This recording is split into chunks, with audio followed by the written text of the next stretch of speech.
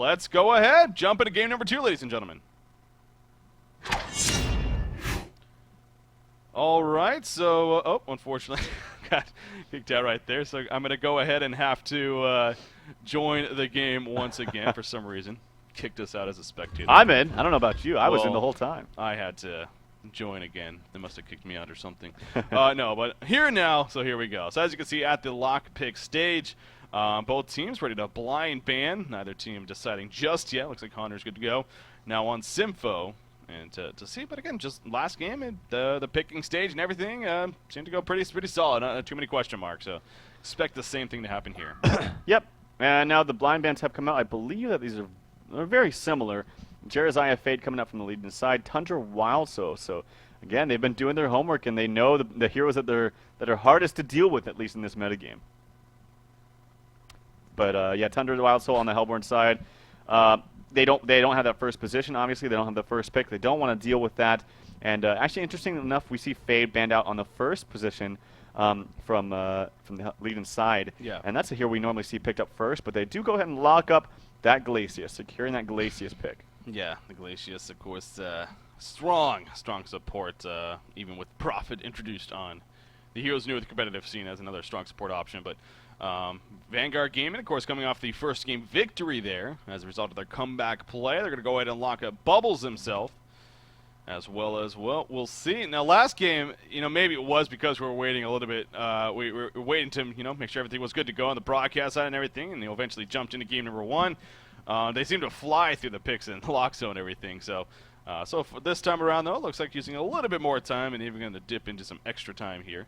To make some decisions. But Keeper of the Forest is going to be the follow-up pickup here for Vanguard Gaming. So you talk about him all the time, and he just seems like a go-to jungle hero right now in the competitive scene. Going to be locked up here. We'll see if he gets picked up. Well, I think if anything, he's the go-to suicide now. Bubbles and him are both in that pool. Of course, Bubbles is a great suicide hero in this metagame if played correctly.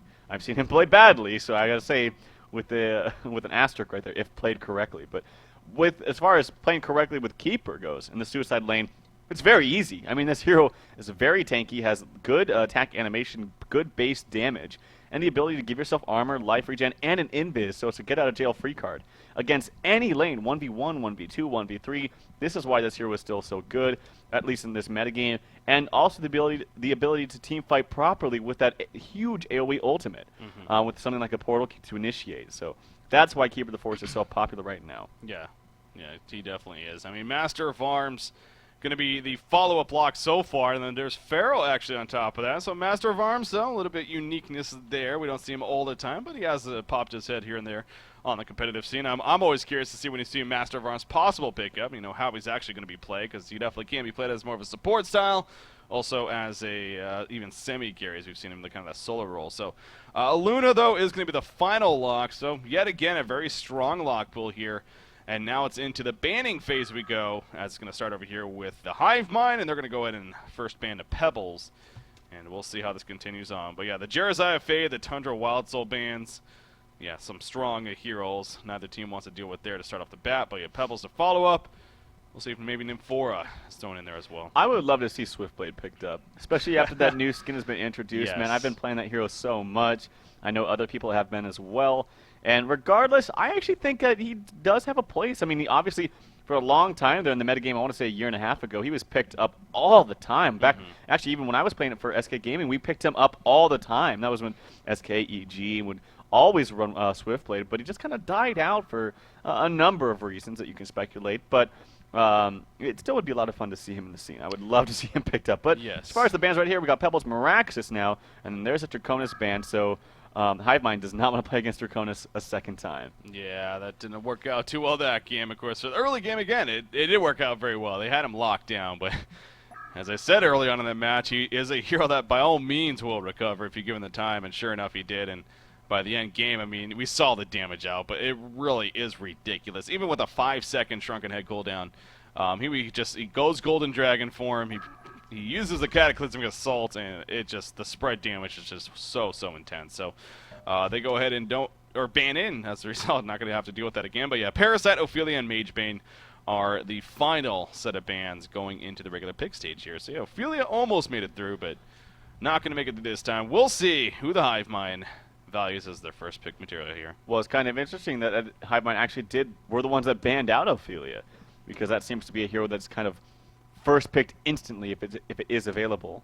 And obviously with them being the first pick, kind of question the ban right there. But they do have the first pick. The last ban, of course, was Magebane, so Vanguard Gaming 2 doesn't want to deal with that. First pick coming out for Sympho. He's going to dip into some extra time here if he's not choosing it very quickly for about 4 more seconds, 3 more seconds. So taking some time and thinking what he wants that first pick. Obviously, if you're eyeing those hard carries right now, you have that Silhouette.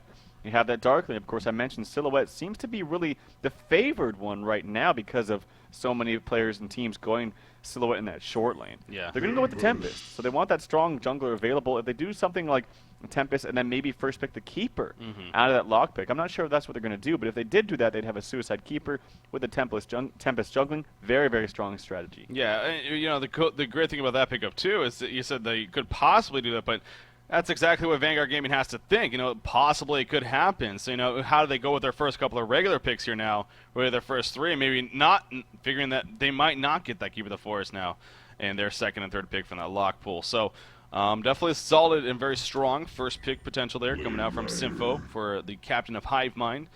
Plague Rider going to be the response, though, so far by Vanguard Gaming.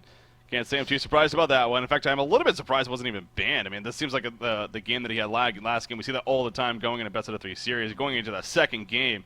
Well, this hero did so well against us, we're going to go ahead and just ban him.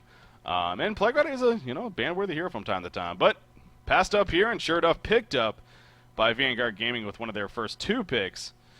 We'll see who they follow that up with, but I'm sure they're happy to have that again. Yeah, especially if Diet Zero is playing that again. And it's a great tool, actually, against Tempest, believe it or not, because if it does get to that late game and Tempest has something like, well, I should say mid game or so, but has that Portal Key and Shrunken Head combination, Plague Rider can still cancel that ultimate if he's positioned himself correctly. So it's just one thing to think about. Also, Plague Rider is a great suicide laner and has the deny ability. So that's very strong right there. Torture is the next to be picked up for Vanguard Gaming. Yeah, he is, and that's a little bit interesting there. I mean, not so much since it's a bad pickup, obviously, but a lot of powerful heroes on the board, but they do go with the Torturer option. So, again, we'll see if he is played more, or she in this case, played more of that support style, or perhaps even that solo role, as we see some teams that know when to love to do that. You know, Gary John's 2012, TT Esports, definitely teams that come to mind. So, we'll see if Vanguard Gaming kind of follows that suit. So the HiveMind, though, their next couple of pickups, both teams, again, using a bit of extra time here, unlike last match even. Wretched Hag and Dark Lady, though, are going to be the final 2 regular pickups here. So, yeah, Dark Lady left on the board all that time, and sure enough, Legion team will go ahead and snatch her up. Forsaken Archer, though, is the fairly quick response over here from the Hellborn team. And Dark Lady is very strong, though, and they have that first take onto support, something like an Aluna. We've seen Aluna be so strong right now. Of course, Glacius is as well. The only thing I'm scared about is if they do go with that Wretched Hag as a suicide, but they do have options. They have the Keeper, they have the Bubbles, they have even the Pharaoh as a suicide. So I think right now, maybe picking a suicide might not be the worst choice, but if you do pick a suicide and they pick something like Glacius and Aluna, you could get kind of screwed. So that's the nature of lockpick. So they are going to pick their suicide, and it's going to be Pharaoh. I got to say, I feel like Keeper would have been the best choice, but we'll have to wait and see. Well, yeah, you see right there. I mean, it didn't seem like they put much thought into that, or Yeah. Connor in this case. He's like, all right, you're going to give us Keeper, we'll go ahead and pick him up for ourselves. Of course, they're even the ones that locked him. So now it's a case of who do they final pick here, and plenty of powerful options, obviously. Glacius, Bubbles, Aluna, maybe even that Master of Arms, although the HiveMind were the ones to actually lock him. But we'll see what they ultimately go with. Again, the great thing about Keeper the Forest, he can be played either in that jungle or suicide lane, as we've seen a lot lately. It is going to be Glacius, though, as their final regular pick here. So what do you make of that? I think Aluna would have been just a little bit better, especially they're going to go with Master of Arms probably as a support there for Dark Lady. Yeah. But I was going to say, I think Aluna would have been better as preventing them from getting that against a push lineup. Well, it's not really a push lineup, but yeah, I guess it kind of is with Keeper and Torturer, but pushing power against them, being able to span that out. But they're going to go with the Master of Arms, kind of a similar idea. Obviously, with that goo, it's going to be a great tool against pushes, but you have a very strong lineup in regards to having that massive team fight with Plague Rider and Keeper the Forest on your team. So that's a very strong lineup to round things out for Vanguard Gaming too. Yeah, that is. Again, they're up 1-0 here. Well, it is game number 2 here in this best out of 3 series, so we'll see if Vanguard Gaming can look to sweep this series, moving on to the second round of the HoN Tier qualifiers, or if the Hive Mind will force a third and final game, keeping their hopes alive. It is a double elimination event, once again to stress that when it's all said and done, so at the very least, both of these teams will be playing at least one more matchup here in the qualifiers. And then, of course, after that, the cycle is going to be the next in line. The first cycle, that is, with, obviously, if you drop out here, that will be the bronze event. Anyways, though, with all that said and done, we do see Pharaoh running up here, currently with just the award aside. Has purchased items, but they're on the courier, and they're actually going to be delivered while he's currently running up there, so he's going to get to go ahead and place this down. It doesn't seem like Forsaken Archer and Glacius are going to get there nearly in time, not that they're even trying. So Pharaoh will get to be able to block the camp right here, and that'll work out pretty well for him, actually. Yeah, definitely. Now, this is when we're going to see that interaction between Tempest versus Keeper in the mid to late game. Like, who's going to jump first? And obviously, if you guys remember, we had Riser on for an interview, and he actually kind of favored Tempest if I can relate to what he was getting at. And as far as Tempest has a little bit more to offer in the team fight before he uses that ultimate than Keeper. Keeper is just kind of like, I ultimate, and then that's what happens. I already applied my armor, and now I just ultimate. Well, Tempest, I feel like, you know, he has that Meteor, he has his own auto attacks, he has the stun, the Glacial Blast, which is a very, very, very strong stun, actually. So he has a little bit to offer, but still, I really do feel like Keeper, with having his ultimate have such a huge, massive radius, it's just very easy to counter it. So that's when we get to see that fun interaction, but this is going to be passive play versus passive play. Farmed FA versus farmed Dark Lady. And I got to say, Dark Lady has been no games with massive amounts of farm. Yes, she has been. So that's, you know, again, as a spectator, a little bit unfortunate to hear that, but it is true. It is true, very likely. I'm going to see that. Keeper of the Forest. Okay, yeah, he is going to be running a suicide, actually. Oh, wow, that's very interesting, actually. A Plague Rider going to babysit Torture in the middle lane? I guess that didn't see that coming. Well, it's actually quite strong. It's going to shut down Hag's farm a little bit, obviously with the deny from Plague Rider and being able to harass him just a bit. And I really do feel like Keeper is just like an optimal suicide hero at the moment in this metagame. And Plague Rider already denied bottom to give him a little bit more lane control, but they didn't get the ward off. So Massive Arms is going to capitalize on that, stack this camp once, being able to pull it, and that's going to deny a lot of farm from Keeper. If he's able to use those tree dogs to actually pull the lane constantly, that's another tool I didn't even mention, is that he's able to get lane positioning like similar to like a Wild Soul. Yeah. So if he's able to do that, get that proper lane positioning, then it could be okay. Then the pulling isn't really going to be that huge of a factor, but doesn't look like he's doing that right now. Actually has a number of creeps to work with right now. So we'll have to wait and see how this lane evolves. Yeah, it is going to be interesting. I mean, again, so far someone in his favor, but expect us to go back in favor of the Legion team and Dark Lady to enhance her farm quite a bit. Wretched Egg and Plague Rider exchanging blow for blow right here with those auto attacks. But yeah, Plague Rider just standing his ground. He has another Contagion nuke ready to go, so we'll get full one here, playing this Wretched Egg to actually fall back all the way. And Torture is, as expected, having a very good time here in the middle lane. Currently 7-0 actually against this Wretched Egg. It's only 2-1. So yeah, very interesting setup, no doubt. Plague Rider Torture. Can't say saw that coming, but it is working out so far here early on in their favor. And then, of course, there's a top matchup as actually bottom lane. Keeper of the Forest is going to run into Master of Arms here, playing that support role. Going to use their Nature's Veil, however, and will easily get away and just going to now leech some experience. But the top lane, Forsaken Archer, of course, she's having a free farm where Pharaoh, not a single creep kill yet. But he did get the ward aside off, as I said earlier. So hopefully for his sake, maybe able to get some decent experience and maybe a couple of creep kills here and there. So.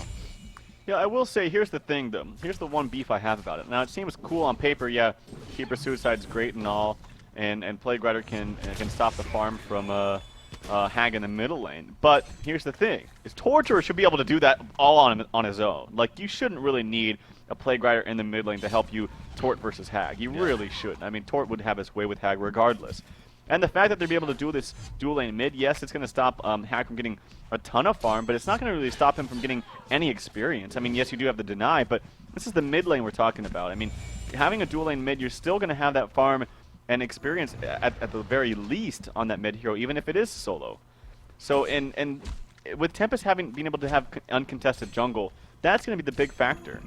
Yeah, that's actually a really good point to bring up. And you know, leeching the experience, you could even say off a Torturer. So Yeah, Fritchdag is even out-leveling Torture, and at this rate, it's actually, yeah, she has a very, very slight lead even, but kind of goes to show you. But so we'll see how much of an impact Torture is able to make as a result of really getting babysat here in the middle lane.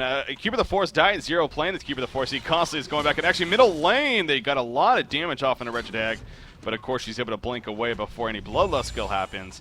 But will be forced to use some regen. Then there's the top side. Pharaoh is going to take a nice imprisonment from Glacius, and he's going to go and run away as he's taking the auto attacks. But you do see Pharaoh is level 4, and again, kind of the case you said with Wretched Hag.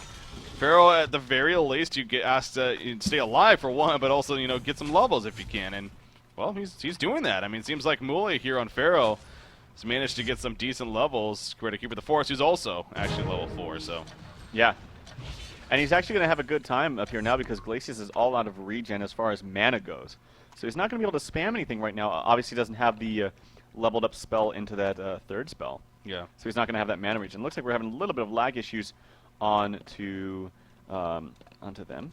It is a EU server. I was curious about that. That's actually really interesting. You know, while we do have a pause here, interesting point to bring up. Well, the main one being, obviously, this is all automated. I mean, that, you know, big majority of it is automated. That's what HoN Tour really. That's a big part of HoN Tour. That's why it was, you know, even took so long in the first place. It was all going to be automated and it was going to be implemented into the game itself. Obviously, we're witnessing that here today. We literally logged online, and all these players here, and I'm sure some of you, many of you even tuning in, had matches yourselves, so you know exactly what I'm talking about. You logged in, you joined a lobby, you press the HoN Tour button in the left side of your screen where it usually says play now.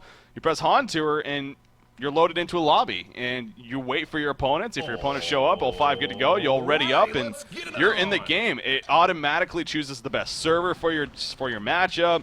It automatically places you on a side, so you don't have to worry about rolling. It automatically, you know, sets the matchup in the first place, so you don't need to contact your opponents, and, you know, try to get things set up. So I'm sure many people are realizing that today, what HoN Tour really is bringing to the table amongst many other things. So it's definitely a big shout out, of course, to the SU staff. You know, behind the scenes have been working on this project for a long time. It really is cool to finally see it in action here with the automated system. Definitely. Definitely. It's going to be a lot of fun. And then on top of that, the stat tracking that it provides, yeah, that's going to be really cool and really fun to see. So, top, you know, things like, I think on the site there's like top EXP, top GPM. Yeah. And that'll be a lot of fun. So if you're on one of those teams that if, say, you know, in the first couple rounds and you had a massive farm, say Magebane with 900 GPM or something, that's going to be fun to watch eventually. And his name will be up there on the chart, and he'll be able to tell his friends that, hey, go to HoNtour.com, check me out. Bloodlust kill going to come out of the top lane as Pharaoh using the mummy walls, but just not enough. Glacius and Forsaken Archer, it is a deadly combination.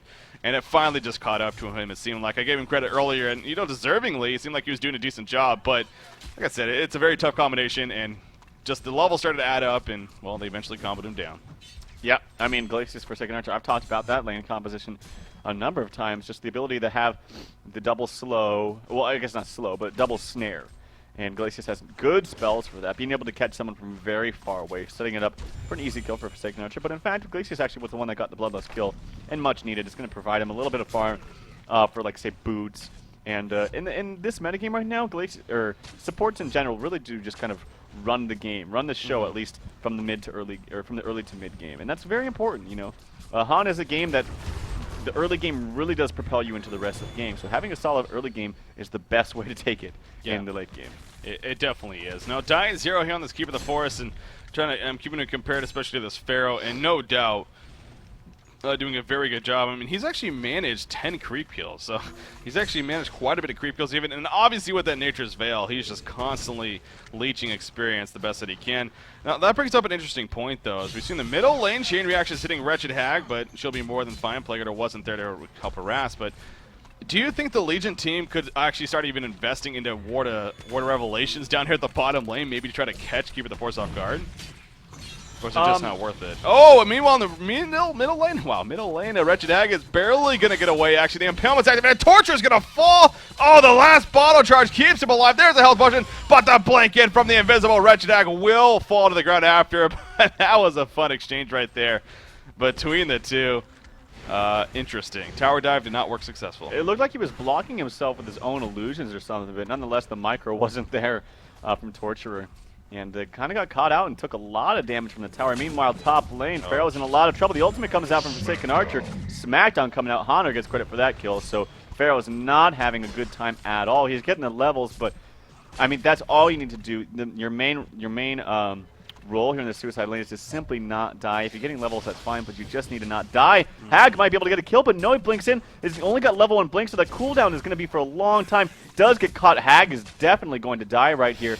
Blink is up in a couple of seconds. He might have it. Last auto attack. Oh, man. Last auto attack does go out for Glacius. So Fido Bear gets the kill. Yeah, that was a fun exchange right there. No doubt Wretched Hag wanted to try to finish off Glacius, but well, that was a but at what cost situation, and it clearly did not work out for her. So Wretched Hag a couple of deaths later, and you know, you mentioned this odd decision here in the middle lane to send a Plague Rider to babysit a Torture. Meanwhile, at the bottom lane, actually, Keeper of the Forest in a lot of trouble. There was a kill in the middle lane, but Keeper of the Forest, can he get away? Dust is going to be used, and that kind of answers my question. It looks like they did want to commit at least a little bit to being sure to get a sure kill on a Keeper, and they did right there. And they're also going to mass push the tower as a result of that. Now, there was a kill in the middle lane. Pharaoh did get taken out here. A big dive from the Hellborn team, but I guess it ends up being a 1-for-1 exchange. Yeah, well, what they needed to do is, and this is the reason why they're trailing significantly, even the fact that they had a jungler and the Hellborn team doesn't, is they simply just didn't need 2 heroes against Keeper of the Forest bottom. They're not going to kill him. Dark Lady's still going to get pretty much the same farm, even if there was only 1. Good deny coming out from Diet Zero. It might be his death, though. He could have the invis. He's taking a lot of damage. 1 more auto attack. He does fall, so they do get the deny. I'm not quite sure, though, if it was worth it. But nonetheless, actually, Gimli, with that haste rune activated, is going to get a double kill. Is going to actually pursue this Master of Arms. 1 more auto attack. There he goes, gets it. Maybe looking for the hat trick. Dark Lady is in full pursuit. Glacius has all those spells up and ready to go. He is going to get spotted out. He's actually going to try to juke here in the trees. Does he have a Homecoming Stone? Yes, he does. Actually going to use that E-spell. No, he's going to be in a lot of trouble. And he will fall. Yes, he will. It's actually going to be credit. So Fido Bear gets a serial killer. Yeah, that was a fun exchange right there. You said great deny by Diet Zero, and that just started a chain effect. It's almost like a momentum surge for them. They're like, yeah, great deny, let's go kill them now. And well, the Hasted Torture came in and obviously did a lot of work right there. So Gimli, great timing on his part. He is now overall 3-1-2 actually. Other than that, you know, somewhat embarrassing exchange he had to Wretched Hag in the middle of the lane there where he just towered over a little bit too much and maybe even blocked himself with his own illusions. But hey, he's 3-1-2, farming nearly 300 gold per minute and having a huge impact here so far in this game. Wretched Hag gonna find Plague Rider though by himself, and Plague Rider be killed. Busy doing some counter warding. Unfortunately, it does cost him his life. Wretched Hag gonna go ahead and bottle up this illusion rune, and he's gonna head back towards the middle lane. But when it's all said and done as well, pulling up the gold per minute chart, you do see Forsaken Archer is leading the way, having a comfortable time, sitting at 340 gold per minute. As she has nearly another 1,000 gold saved up, already with Steam Boots, Ring of the Teacher, and Power Supply purchased. Yeah, like I was talking about earlier before that fight, is MOA just as simple as it needs to be put, just needed to move mid.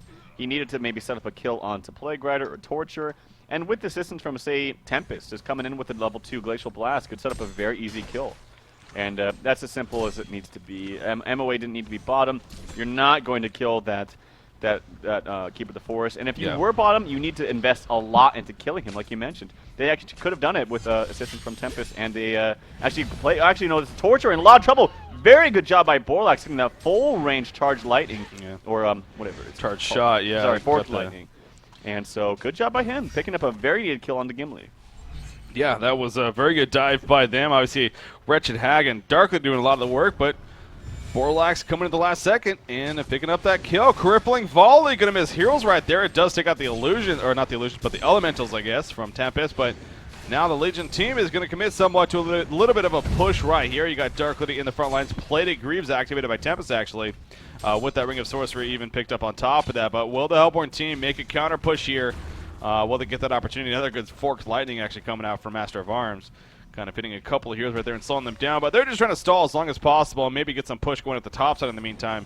As Keeper of the Force and Plague Rider are here, but actually not going to push too much. They're going to start falling back as well and just go back to farming. So maybe they just expected that some support was coming up, which is, you know, somewhat right. There was, we do see Master of Arms here kind of wandering back and forth. Haste Rune is going to spawn at 12 minutes. Glacius going to try to steal it. Oh, he's just going to try to kill it, but he doesn't even kill it. Wretched Hag will bottle it up. and she can now use it if she so chooses to. But yeah, Glacius, unfortunately, just not enough damage to kill it before the Legion team got it. Yeah, he knew that he wasn't going to be able to walk up there and get it in time with Hag being able to just blink there. But had a good idea, just, yeah, like you said, not enough damage. We see Tempest here in the front lines again. Plated Greaves bring it sorcery finish. There's a nice dodge on the crippling volley right there. So we'll easily stay alive as a result of that. Look at the flank, though. Pharaoh coming from behind, running right past the ward of sight, though. He's in a lot of trouble. Good use of Wrath of the Pharaoh. Catches a couple of heroes. In comes the Sun Scream. The Root comes out, though. There's the Plague. There's so much damage on top of the Glacial Downpour. Tempest is barely alive. Will finally fall. Piercing Arrow is just going to be randomly used. Dark Lady goes down as a result as well. And Master of Arms may fall. Yes, he will. He tried to pick off Plague Rider, but it ends up being a genocide in favor of Vanguard Gaming. Glacius, the only one to fall.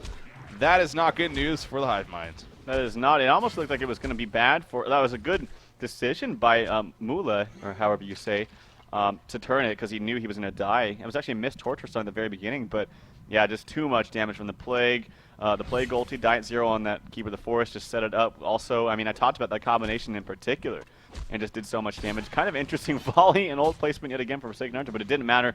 Too much damage coming out from the rest of the supporting cast of Vanguard Gaming too. Yeah, that was looking that fight right there though did show you the ultimate team power, team fight power that the Sovereign team has. I mean, the Plague Rider, Keeper, Torturer, Glacius, and Forsaken Archer all bring quite a bit actually to the table. And when it all synergizes, even if only 2 out of the 5 synergize, I mean, it just works out so beautiful. Right. So that's the great thing about the lineup as well, again, as we kind of saw right there. So Wretched Hag going to be harassed a little bit by some tree dogs and maybe even kill them. But right now, 6,200 gold lead, 6,600 experience lead in favor of our Hellborn team. So definitely Vanguard Gaming 2 in a very good spot. But, well, looking back just at the first game, the Hive Mind was also at a very good spot early to mid-game, and obviously we saw the end result there, so not to get too ahead of yourselves if you're Vanguard Gaming. We do see Master of Arms going for some counter-warding. However, it's going to be counter-warded by Plague Rider. Was a ward of sight there, and there's another revelation. There's quite a bit of wards here. There's revelations all over the place. Oh, and Fido Bear just places a ward of sight right next to a rev ward. Little does he know. He's going to kill this other rev ward, but meanwhile in the middle lane, we do see Wretched Hag to get some pressure, but the tower is also a lot of pressure, not going to be denied. The damage was just way too quick right there. So that ward of sight that was just placed, though, did get counted. Some fun support action going on. There's a lot of wards of revelation. Yeah. So they're probably like, where the hell did that last one come from? And in fact, it just fizzled, I want to say. It just went away, so fortunate enough, though, for the Hive Minds. Get that counter ward out. But nonetheless, they do lose their tower in mid, and in the meantime, Forsaken Archer's farming up in the top lane. And Dark Lady just simply does not have enough farm right now. Just simply doesn't. Of course, we saw last game, though, same position was Draconis. Just didn't have the farm early on, but still managed to pull through. With it wasn't really the Draconis, it was mainly just the team fight and just proper positioning overall from the other team. Yeah. Oh, definitely. Plague Rider chasing Tempest right here. Make it turn a little bit on, but the whole support is ready to go. In fact, Master of Arms running into Keeper of the Forest as well as Wretched Deck down here, but we do see back down here. Muli will pick up a kill onto Lurzor as Keeper of the Forest not running away. He will get dusted, but again, he has support. So a couple of fights it seems like going on. There's the cover of darkness coming out, and the Hellborn team is like they're running around with the chicken with his head cut off. Nice Root coming out, though. Will get the kill on a Wretched Hag. The invis from Keeper of the Forest, unfortunately, 12 minutes soul comes out, though, and down he goes. Gimli. Can Gimli survive? No, he cannot. It looks like he's eventually going to fall right here. Nice chain reactions, actually. Oh my god, is he actually going to get away right here? Going to activate the ultimate, which he has at level 10. That's also interesting. And he's going to keep running. Chain reactions again. It will hit, but the mummy wall's coming out. He's going to turn this actually on a Pharaoh. Unbelievable. And he will survive when it's all said and done. What big play is coming out from Gimli. I honestly think that wall of mummies actually killed him because the damage wasn't spreading really from the chain reaction. Maybe a little bit of it was when Dark Lady kind of came into range. I couldn't quite tell, but nonetheless, put him in a bad position. So Gimli, very good escape. Like you mentioned, that stun, that chain reaction stun there right above that rune spot.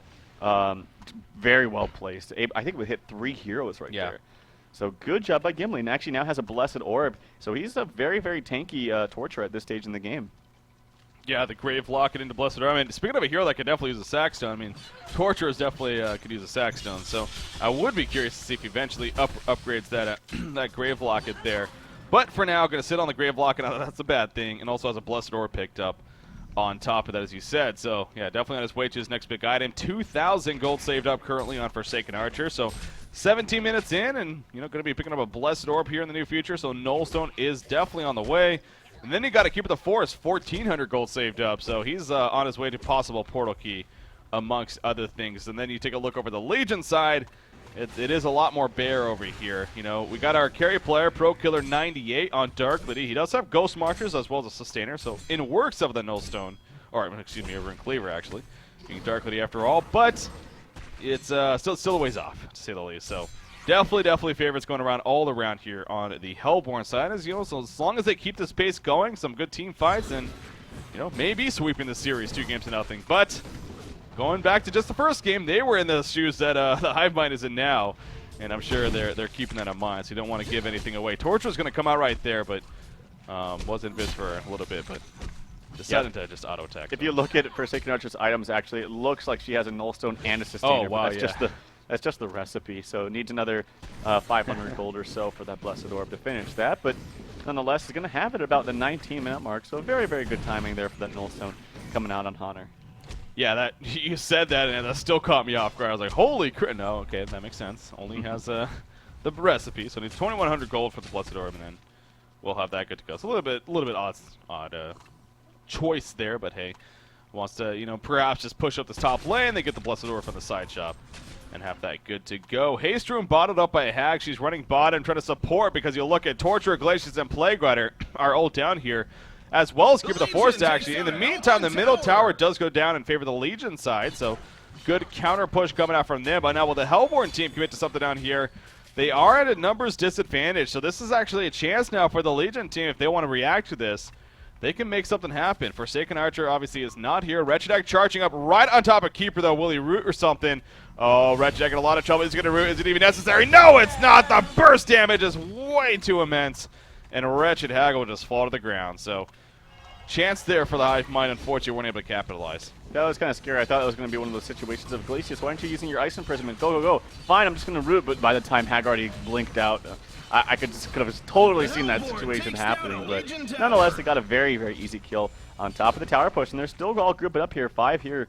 Actually, no, there's only 4 because FA's doing some counter pushing, but here comes the mass ports top. There's 3 ports in total. Can they get the Pharaoh Hook? Yes, they can. It is onto a Forsaken Archer, and she does have the Nullstone, but not enough mana to wall of mummies that Forsaken Archer. The Hellfire doing a little bit of damage and kind of stunning him into place. Massive Arms, offensive master's called use. There's the blink coming in from Tempest. Stun is not going to be used. It is going to be used, but the Nullfire, the Nullstone doing too much damage. If Forsaken Archer gets a counter kill, there's the Tempest ultimate, so much damage, but actually gets hold into place. Keeper the Forest ultimate does damage as well, and it cancels. The Tempest will fall, and Mule will fall on Pharaoh as well. So big turn of events coming out. They just dove and pursued for way too long. I feel for Pharaoh right there. He chose to Hellfire instead of Mummy Walling, and I think that set up all that right there. Right. If he Mummy Walled, not only would Forsaken Archer very likely could have been killed herself, but she would not have ran all the way near to the tower and bought the time, all that time for Vanguard Gaming to port in and completely turn that around. So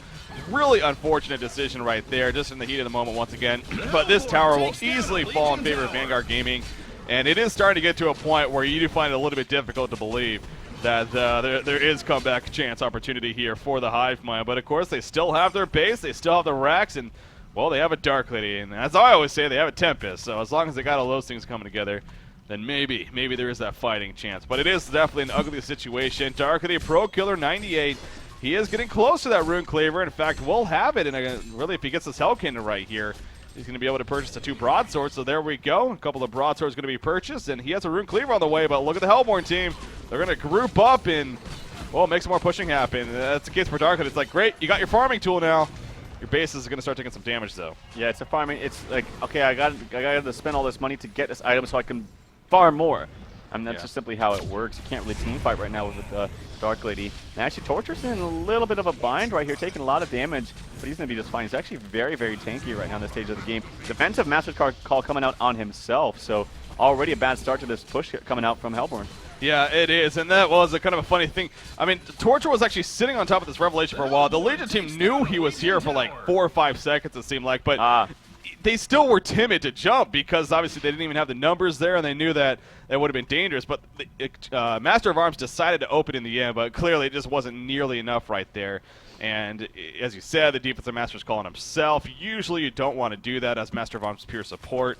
It just was setting up poorly. So they lose another tower. That is not the last one. They still have this bottom secondary tower left, but it's about to fall, actually. A little bit of damage on that, and they will be all out of outer towers. So like I said, though, earlier, you know, they do have, as long as they have their base, definitely still in it by all means, but it is looking really, really good for Vanguard Gaming 2 now.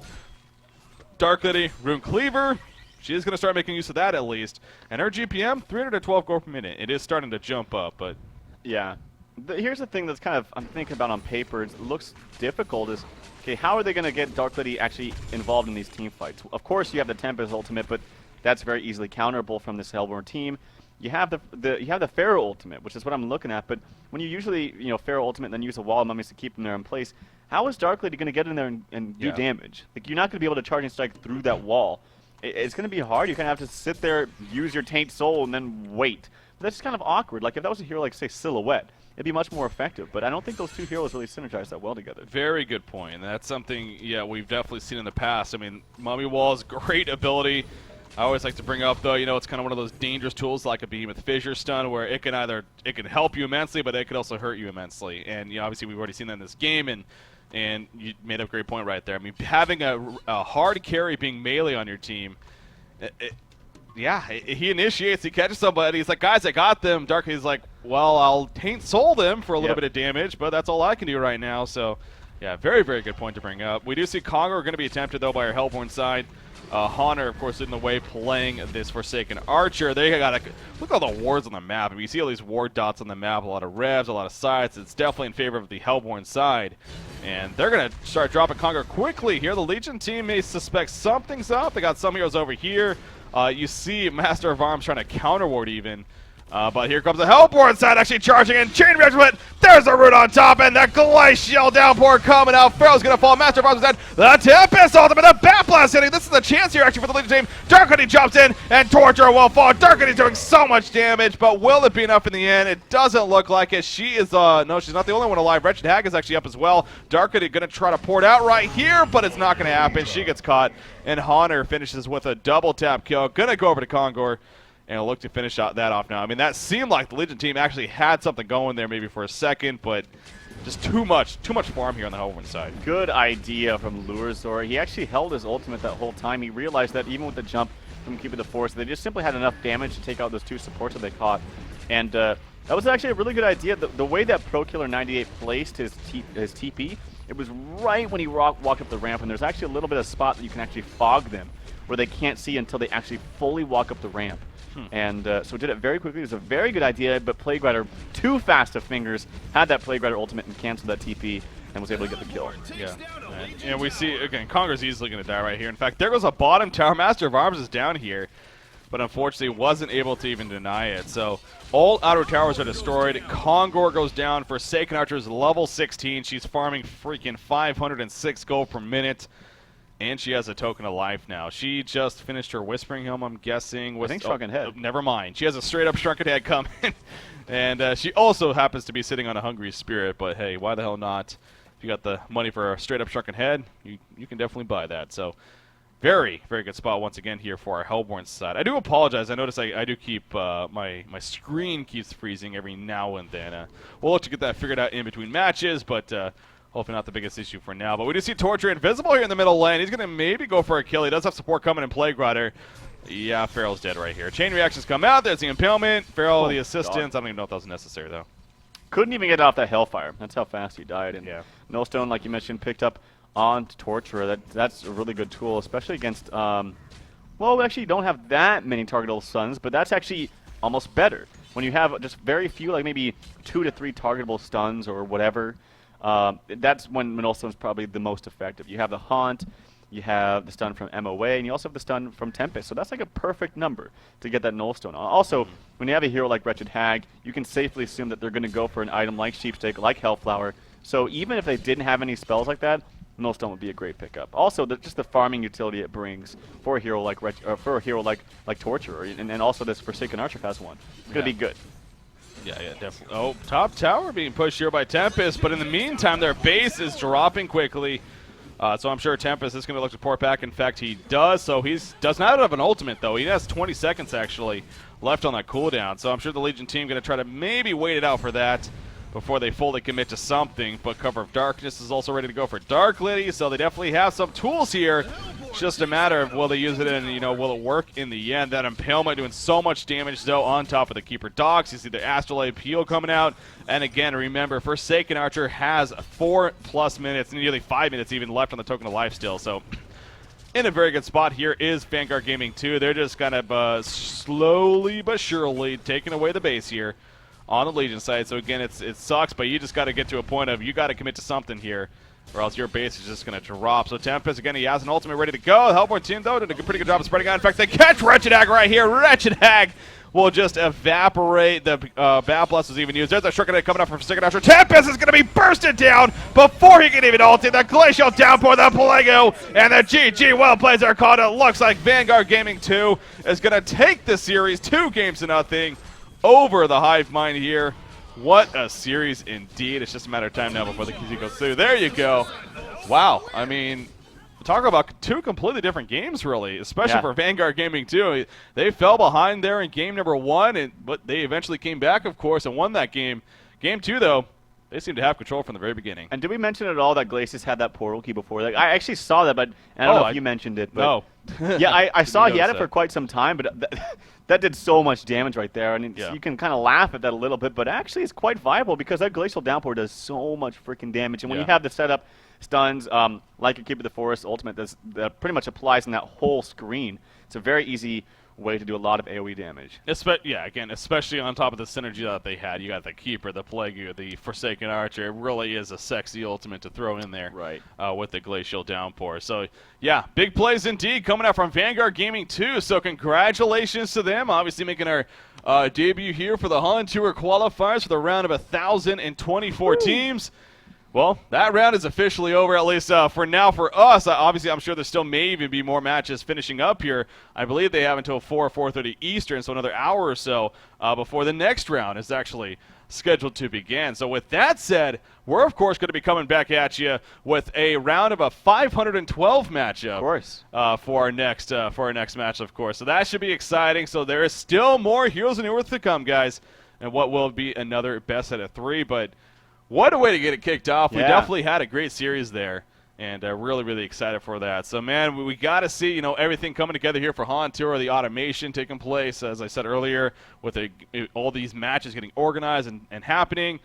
I can't wait to take a look myself as to see, some results that have perhaps happened. And we'll have some updates on that, perhaps. Yeah, where can you find those? That's at HoNtour.com, guys. Make sure to go check that out. It's going to have, news articles, stat updates, all those kinds of things, as well as frequently asked questions. I get questions all the time in game about, can I, sign up my roster late, or can I do this, or can I do that? That should all be on this site as well. So make sure to check out HoNtour.com for all that information. Yeah, definitely do so. And of course, there are admins as well that you can contact if you do have any further questions beyond that. Again, the admin list is on HoNtour.com. You can find it there. So with that said, guys, Series 1, I should say, is officially over for us here. Vanguard Gaming 2, victorious over the Hive Mind. A big congratulations to them.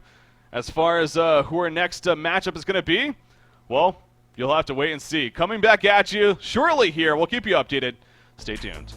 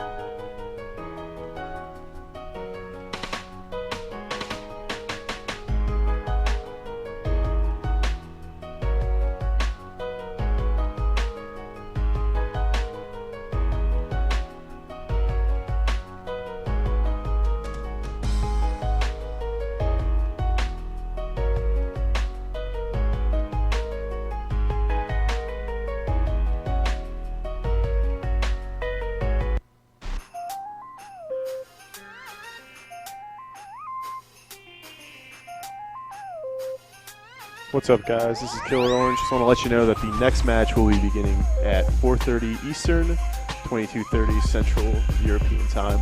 See you there.